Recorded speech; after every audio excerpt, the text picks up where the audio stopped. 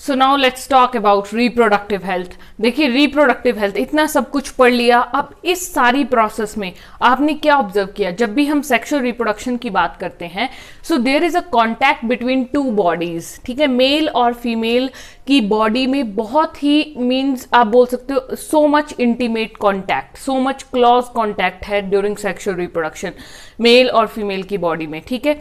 Means तो इससे क्या हो सकता है? देखिए, जब इतना क्लोज कांटेक्ट है तो there are chances of infections, कि जो मेल की बॉडी है या फीमेल की बॉडी वाइसा वर्सा जिसको भी इन्फेक्शन है वो एक दूसरे में ट्रांसमिट कर सकता है, ठीक है। There are chances of spreading the infection, ठीक है। किसी को क्या पता कि किसी को क्या बीमारी है, sometimes we don't know, okay. So इन चीजों को प्रिवेंट कैसे किया जा सकता है? सो पहली चीज जो बहुत ही इंपॉर्टेंट ड्यूरिंग सेक्सुअल इंटरकोर्स हो सकती है, that is STDs, sexually transmitted disease, जिनका कुछ का तो ट्रीटमेंट भी नहीं होता है, सारी उम्र ये चलती रहती हैं, okay. STD, sexually transmitted disease, इन चीजों से बचने के लिए always use the protection, okay. So sexually transmitted disease दो तरीके से हो सकती हैं, ठीक है।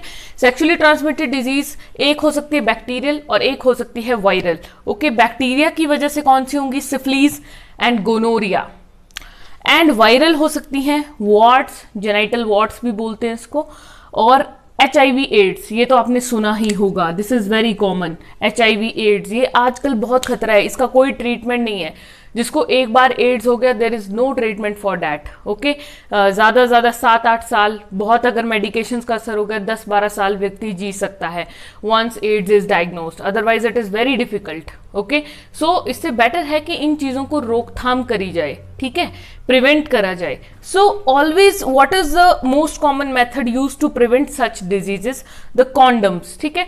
मेल कॉन्डम्स भी होते हैं, फीमेल कॉन्डम्स भी होते हैं, okay. These are basically rubber latex devices होते हैं जो आप एक बार यूज करके थ्रो किया जा सकता है, मीन्स इनको, ठीक है। सो इस तरह से इन एसटीडी से बचा जा सकता है, बहुत इंपॉर्टेंट है। सेकेंड इज प्रेगनेंसी, एक बहुत ही कॉम्प्लिकेटेड सिचुएशन आप बोल सकते हो। प्रेगनेंसी जो है वो हैप्पीनेस भी ले आती है and it is somehow episodic sadness. Why?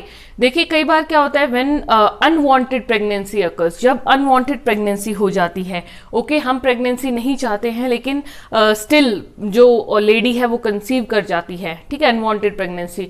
तो ऐसी सिचुएशन में क्या किया जाता है? फिर अबॉर्शन करे जाते हैं। अबॉर्शन से फिर लेडीज की जो बॉडी है, फीमेल बॉडी में बहुत सारी प्रॉब्लम्स अराइज करती हैं, है ना। अब देखिए, ये सारी चीजें समटाइम्स प्रेगनेंसी, कई बार तो हम वांटेड प्रेगनेंसी होती है लेकिन कई बार अनवांटेड होती हैं, कई बार कितनी प्रॉब्लम्स हो जाती हैं, फैमिली का प्रेशर होता है, फ्रेंड्स का प्रेशर होता है, या कोई भी प्रॉब्लम हो सकती है ना। So many means disturbances are there, problems are there. Now how to cope up the unwanted pregnancy, कैसे आप इसको अवॉइड कर सकते हो एंड अपने अबॉर्शन से भी कैसे बच सकते हो ताकि हेल्थ प्रॉब्लम्स ना हो फीमेल्स में आगे usually. So there are the devices for the prevention which are known as contraceptive. Contraceptives की बात करें तो कॉन्ट्रासेप्टिव्स भी 4 तरह के आप यूज कर सकते हैं: mechanical barriers, drugs, devices, surgery, ठीक है। अब मैकेनिकल बैरियर्स में आप यूज कर सकते हैं कॉन्डम्स। मैकेनिकल बैरियर्स है मीन जो डायरेक्ट कांटेक्ट को प्रिवेंट करने वाले हैं, दो ऑर्गन्स को डायरेक्ट टच में नहीं आने देंगे, ठीक है, तो उसमें कॉन्डम आ जाएगा। ड्रग्स में आप यूज कर सकते हैं OCPs, OCPs means oral contraceptive pills. Devices में कॉपर टी यूज कर सकते हैं, और सर्जरी में vasectomy and tubectomy. Vasectomy male में होती है, एज वी हैव डिस्कस, थोड़ा सा याद कीजिए डायग्राम में, जो मेल है उसमें वास्ट डिफरेंस होता है ना, जो कि स्पर्म्स का ट्रांसपोर्ट करता है, तो उसी को काट दें अगर, ठीक है, तो वाजिक्टोमी मेल में है ना, तो स्पर्म्स का ट्रांसफर ही नहीं होगा तो अल्टीमेटली प्रेगनेंसी नहीं होगी। फीमेल में ट्यूबेक्टोमी, फिलोपियन ट्यूब को ही काट दो तो एग का ट्रांसफर नहीं होगा तो अल्टीमेटली फर्टिलाइजेशन नहीं होगी, ठीक है। और ये जो कॉपर टी है, ये कॉपर से बना हुआ एक डिवाइस है जिसको यूट्रस में रखा जाता है फीमेल में, ठीक है, और जो कि अल्टीमेटली क्या करता है, स्पर्म्स को सर्वाइव नहीं करने देता है, ठीक है, तो प्रेगनेंसी नहीं होगी। एंड ओसीपीज जो है पिल्स हैं, गोलियां खाते हैं, जैसे एग्जांपल सहेली नाम की भी एक पिल है, 21 डेज का कोर्स होता है इनका थोड़ा, ठीक है, लेकिन इनके साइड इफेक्ट्स भी बहुत हैं, ओसीपीज के भी और कॉपर टी के भी।